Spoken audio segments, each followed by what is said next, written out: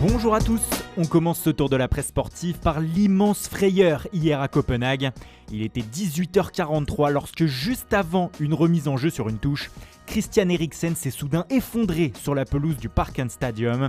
L'international danois a été victime d'un arrêt cardiaque en pleine rencontre entre le Danemark et la Finlande, comptant pour la première journée de la phase de groupe de l'Euro 2020. S'en est suivi de longues minutes interminables d'angoisse où médecins et secouristes lui prodiguaient un massage cardiaque, le tout sous les yeux de ses partenaires et des caméras du monde entier. Réanimé, Eriksen a ensuite été évacué vers un hôpital de la ville. Ce matin, il va bien selon les dernières nouvelles, mais ce drame a profondément marqué la presse européenne, comme vous vous en doutez. À commencer par le Danemark bien sûr, ou Extra Bladet, avec cette photo de tous les joueurs accompagnant Eriksen sur un brancard au vestiaire, écrit « Christian a frôlé la mort ». Cela fait bien sûr la une aussi en France où l'équipe parle d'un match pour la vie, car oui, la rencontre a ensuite reprise et la Finlande s'est imposée 1-0, on va y revenir. L'Alsace évoque même ce drame en une de son édition du jour ce dimanche et parle d'effroi sur l'Euro, un moment en effet glaçant. C'est toute la presse européenne qui revient sur ces images diffusées en direct.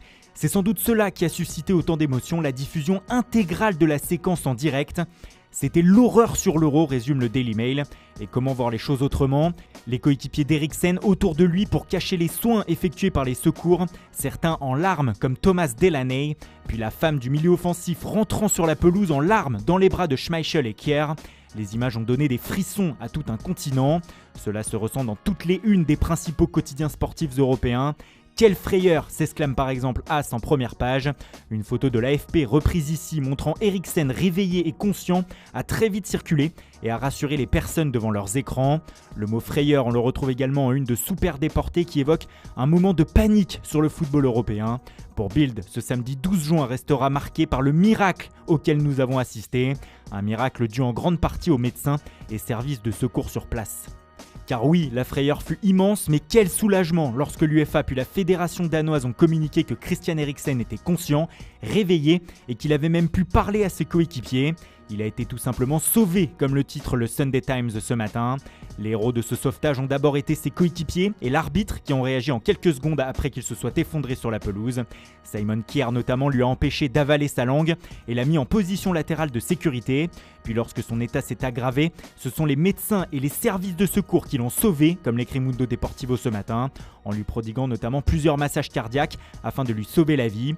Comme le résume Marca, nous avons déjà les champions de cet Euro. Les héros de ce championnat d'Europe, ce sont les médecins. Le quotidien espagnol précise qu'Eriksen a dû être réanimé durant 15 minutes. Il est ce matin dans un état stable mais toujours sous surveillance. Pour Il Romanista, ses coéquipiers ont été ses anges gardiens hier. L'image de toute l'équipe autour de lui durant cet horrible quart d'heure a fait le tour du monde. Émotion très forte aussi en Italie ce matin où Christian Eriksen joue tout au long de l'année. Il évolue sous le maillot de l'Inter avec lequel il a été sacré champion d'Italie il y a quelques semaines. On est avec toi Chris, titre en gros sur sa première page Tuttosport ce matin. Le Danois a pu communiquer rapidement avec ses coéquipiers au sein du club lombard afin de les rassurer via un message. C'est Beppe Marotta qui a annoncé cela hier sous les coups de 19h30 à la télévision italienne. Eriksen, on t'attend désormais, s'écrit la Gazzetta dello Sport ce dimanche. Le média au papier rose a déjà hâte de pouvoir saluer le Danois à son retour en Italie. Le Corriere dello Sport de son côté a plutôt voulu insister ce matin sur le miracle qui s'est joué hier comme beaucoup de médias européens. Mais il est important de finir sur un rappel, un magnifique rappel d'Abola aujourd'hui. Après ce qu'il s'est passé hier, ayez bien conscience que le football n'a jamais été autre chose qu'un jeu. Un drame nous l'a rappelé ce samedi. Tâchons de faire de la suite de cet Euro une grande fête. Car le jeu a repris à Copenhague hier, une fois les nouvelles sur Eriksen rassurantes. Après quasiment 2 heures d'interruption, ce match entre le Danemark et la Finlande s'est poursuivi. Les joueurs voulaient jouer pour Eriksen, comme l'ont martelé beaucoup d'acteurs de la rencontre après le match, comme le relaie ce matin le supplément football du Daily Mirror. Et c'est la Finlande qui s'est imposée 1-0 sur une réalisation de Joel Podjampalo. Ce dernier n'a pas eu le cœur à trop célébrer son but, précisant après la rencontre que ce résultat et ce but étaient clairement moins importants que la santé d'Eriksen. C'est tout ce qui compte ce soir, a martelé le Finlandais. Les pensées envers Eriksen ont même égayé l'autre match du groupe B entre la Belgique et la Russie, lorsque Romelu Lukaku, sur son premier but, a crié « Un je t'aime, Chris » à la caméra. Les Diables Rouges se sont ensuite imposés 3-0 grâce à un doublé de leur formidable attaquant. Pour la dernière heure, ça commence fort pour les Belges, qui ont écrasé une faible équipe de Russie chez elle.